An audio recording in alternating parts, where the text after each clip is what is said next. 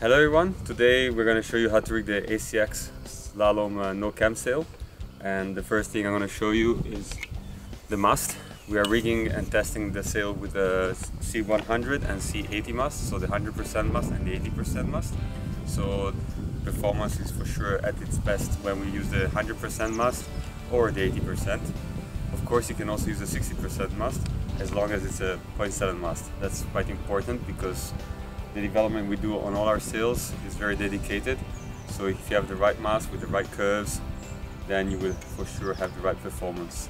Regarding the mast curves, you can find them actually, if you see here, you can actually find them written here on the mast. So the base is 63, now we're rigging a 7.5 for example this time, and it's a 460 with 63 percentage of the base, 25 of MCS, and 75.5 is the percentage of the bend curve of the top. So you can find all the information of our mast exactly printed on the mast, so that's making it easier when you need to select a mast. But of course you just take a 0.7 and you're sure you won't make any mistakes.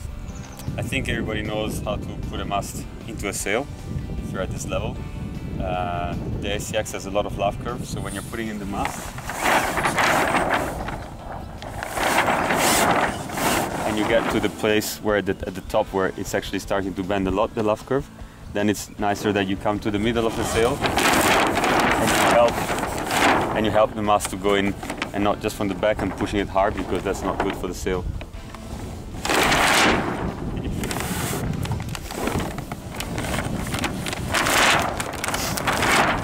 The first time you rig the sail, you will have to help the pin of the sail to enter the mast, because it's a little bit more difficult the first time you use it, but at the second time it will go in by itself automatically. But just for the first time, make sure that the mast is entering properly the pin, and also the second and third time and so on that you're going to rig the sail, anyway check it just to make sure that it's going in. It's going to go in automatically, but it's always better when you check it. Hi. To thread in the rope, just make sure that you open up properly the base pad so that you have a free space to insert the rope properly. As you see here, there's a pocket, and this is where you're going to put in your downhole rope once you finish downholing the sail. If you're using the 0.7 extension, you can directly use the numbers which are written on the sail, so the specs on the sail are reflecting exactly what our extensions are. So if you have a 0.7 extension, you just need to set it to the number that you find on the base of the sail. So in this case it's a 16, so you just put the extension on 16, and that's going to be exactly the right trim for the downhole. If you don't have the right extension and you have something else, then we have made for you a system on the sail that you can actually check the length without looking at the numbers written on extension, because every extension can be different. So what you do, you come to the base, the button at the base, and you will see some prints on it, and you will actually see that you can put there are two triangles, and you put the first triangle where the pulleys are. The second triangle shows where the ring of the extension should be. So even if you don't have if you don't have numbers anymore in your extension, or if you have a different extension, you can double check the length of the extension just here at the base of the button in the base. So now we have downhauled the sail, and as you see, this area is all soft, and the soft part comes till the front part of the sticker, not behind only, but all the way in. So you see this kind of V-shaping happening on the second panel of the sail, and the downhole is exactly to the front part of the sticker that you find as a reference in the sail. It's possible that after you have used the sail for a few times, the sail is stretching, and therefore the setting which is you put the first day is not exact anymore. So we'll have to downhole the sail a bit more because the sail is stretching, and therefore you will have to put maybe 1 cm more downhole after you used it 1 or 2 times. So just always check the sticker that I showed you, and that's the only thing you have to check. So every time you go sailing, check the downhole is set, that the loose area is overtaking the sticker. Don't just think that you rigged it the first day like that with that kind of amount of downhole and it has to be there like that. You have always to check it with reference to the sticker. So as you see here, for example, we are at the maximum. We are having the exact downhole and we are at the maximum. It's possible that after 1 month of sailing, perhaps you will see that even if you downhole at this point, the downhole is not enough according to what the sticker is showing on the second panel. So don't worry to make your extension longer by 2 cm. You know, even if it's written 16, you can bring it to 18. It will not be a problem. The most important thing is that the loose area is overtaking the sticker at the top. That's the most important thing. And if it's light wind, if it's strong wind, it doesn't matter. There's only one downhole setting, and that's where I showed you. So don't think because it's lighter wind you have to downhole the sail less, or if it's stronger wind you have to downhole the sail more. The sail has to be downholed always in the same way, referring to the sticker on the top. That's how the sail is designed to work. That's how it's going to give you the best performance. So do not worry about changing the downhole setting compared to what we're showing you. So one setting and that's it. You will have the best performance. Once you have downholed the sail, the next step is to put on the boom. So you put on for sure the boom head first. And on the ACX we have a very big boom opening. Very boom opening, so it's good for the kids. Also kids of 10 years old can use this sail. If you put it really low, even a 10-year-old kid can use the sail. Women and even the tallest men can also use this sail. The opening is really big, so it's good for everyone.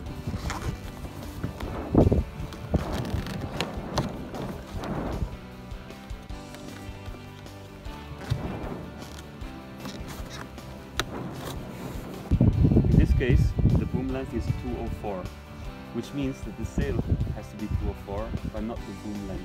So the sail, the average setting is 204, which means that I would want to set the boom 2 cm longer, so that in case the wind increases, then I have 2 cm that I can still outhold the sail more to have less power.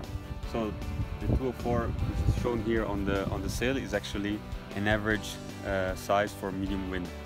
Then you can go 2 cm less in case the wind is light, or 2 cm more in case the wind is stronger. Therefore, when setting the boom, this is a 170 boom for example, it says 204, I'm putting 36 extension, so 2 cm more than what it shows there, because then I have still space to actually put the 2 extra cm to have less power in case the wind increases. So as you see here, there are two eyelets, the top one and the lower one. A lot of people think that the lower one is for shorter people and the top one is for taller people, but it's not like this. The top eyelet gives more power, more acceleration, and the lower one is actually depowering the sail, so you'll have less power. Of course, you will lose a little bit of the top end performance, but it's going to be more comfortable in strong wind. So it's more like high wind and low wind. Low wind use low wind use the higher eyelet. Strong wind use the lower eyelet. So you can choose between the two. If you feel like you're overpowered and you're too lazy to change sail size, for example, then you can just remove the ropes from the high eyelet and bring them down to the lower eyelet. But it's kind of extreme. In the end, I would just, in my case, you know, after testing the sail, I really like to use the higher eyelet. That's where I think it's the best performance of the sail, and in case it gets really too windy for the size, just take a smaller size because you'll have more fun anyway. As you see, the boom is set to 206, but the sail asks for 204. So exactly we have now 2 cm space in between. So this is like the right setting for like an average wind setting. And in case the wind increases, you still have place to pull the outhold for 2 cm, and that's how you depower the sail. I always advise on slalom sails, even if it's a no-cam sail, even if it's a free-ride sail, just use the adjustable outholds like you see here. For example, you set it to 204 because the wind is kind of medium power, and you feel like the 204, which the sail suggests, is correct. You go sailing, suddenly the wind picks up. Then with an adjustable outhold, you just can pull it this way. You have therefore no more space behind. You've pulled the sail at 2 extra cm, and this is how you depower the sail. So you can sail longer with more comfort. This is because you are taking away the profile at the back, so you're going to have less pressure on your backhand, and you will be able to hold it longer. So leave the 2 extra cm behind so that when the wind gets strong, if you're using the adjustable outholes, you can finally sail longer without having to go back to the beach, pulling the outhole on the beach and going back on the water. You can do this directly on the water with the adjustable. In case the wind gets really light, as I said before, never touch the downhole tension, always keep it the same. Just go back to your adjustable outholes. If you had 2 cm less, you have it correct. So here you have 2 cm, therefore you have more power. This is the medium wind setting. The wind gets lighter, you can release another 2 cm and have it even like 3-4 cm space behind the boom. So that's going to be your light wind setting. That's all. Just control your outhole for increasing and decreasing the power in the sail. Important thing about tuning the sail, one of the most important actually that people don't actually realize that it's that important, is the button setting. Button setting is actually allowing you to have a much better performance if they're tuned properly, because it's actually closing and opening the leash of the sail. So if you're exaggerating putting pressure on the buttons, you will close the leash of the sail and the performance will change. If you don't pull them in the right places, again, the buttons will stay lower and the performance will be different. So how we do our sails is that the opening of the leash is designed to the millimeter to have the best exit for the wind to express its performance in acceleration, speed, comfort. So if you get the button tension wrong, you will be limiting a little bit the performance of the sail. So what I suggest is that once you have rigged the sail, the last thing you do is actually to tune the buttons. How you do it? I suggest to do it this way. First thing, you release completely the tensions from the buttons. So you go to 0. You go till you feel like there's no more tension on the button. This way you know that it has no tension, and you start from 0. Because of course, if the sail is not rigged, it's very hard for, even in production, for the people to know how much tension they're putting if they don't do it when the sail is rigged. So let's do it ourselves. Let's reset the full button tension by starting by 0. So we release the tension to 0, and then we start putting the tension back. You keep turning the button key with the same pressure. At one point, you will feel that the tension is getting stronger, heavier. You will feel more pressure on the button key. The moment you feel that there's tension, you just stop. There's no need to go over that tension. You know, you can go on forever. I could go on forever now till I even break the button, but that doesn't work. So release completely the button to 0, then start putting the tension on the button, and when you feel that there are no more wrinkles on the sail and there is tension on the button key, you stop. That's it, nothing more. I actually tend on the 2 lower buttons of the sail, so let's say the 2 buttons which are below the boom, I tend to put, like, once you get the tension on you feel the tension on the button key, I tend to put a couple of rounds more, because I like these 2 buttons to have a little bit more tension. And I do the same for the top button of the sail. So button 1, counting from the top for the ACX, is button 1, button 6 and button 7, that I like to put like a couple of rounds more of tension to when I start getting pressure on the key. So I repeat the same procedure for each button. I just release all the tension. When I feel there's no more tension, I start putting tension on again, and when I start feeling that the tension gets stronger, I could stop, but because it's another button below the boom, I give a couple more turns to make sure that these 2 buttons below the boom have a bit more tension.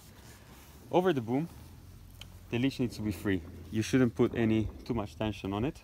So again, you release the tension on the button completely. When you feel there's nothing, you start putting tension again. You keep going. At one point, I feel tension coming in, I stop. Finish. I do this to all the buttons. So, no tension at all on all the buttons, 0. So just release all the button tension and then start putting tension. As soon as you feel the tension, you stop. For the 2 buttons under the boom and the top button on top of the sail, you just put a couple of rounds more. One tip I can give you is that after you sail for a lot of hours with the sail, the top of the sail is moving quite a lot. So it's possible that the tension loses up from the buttons, because the buttons are pushing a lot on the screws, on the button tensioner, so it's possible that the screw is actually becoming looser. So after, let's say, 10 sessions, it's always good to recheck the tension of the top button on the top to make sure that it has the tension. This needs tension, because without tension here, the wind will exit from the top and you will get a lot of turbulence. So just make sure that from time to time you're checking the tension of this button to make sure that there's tension, is not fully loose. Another tip which I can give you for the buttons is that from the top, always, the second button, you might see some wrinkles, as you see here now. And this is because the button is loose. You can put more tension, but don't exaggerate. If you still see that there are some wrinkles here, don't worry about them. There's a change of tube section, and this creates sometimes to see a little bit of wrinkles. And so even if you have set the button with the right tension and there's still a few wrinkles, don't bother about them. They need to be there because this allows the button to actually stretch more, open more, and stronger. Once you've downhauled the sail, you can put the rope inside the pocket, simply like this. Saves you time from rolling it up to the around extension. That's it. Then we have the tack strap. What is this for? This is to close the gap of the sail. So if you look at it now, there's not tension. It's very soft and loose, and it's vibrating. This is not good because the wind is coming in and it can go out from here, and this is losing power to the sail. We want this to be tensioned so that it's closing the base of the sail. So once you put it on, you just pull it, but you don't have to exaggerate. There's no need to over pull the strap. You just have to put enough tension that this doesn't vibrate anymore.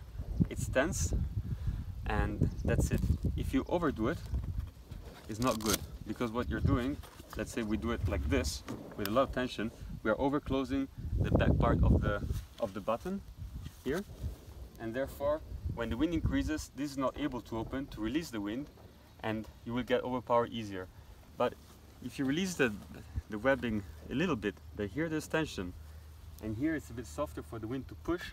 As soon as you get some stronger winds, the base of the sail will also open and release the wind, and you will have more control.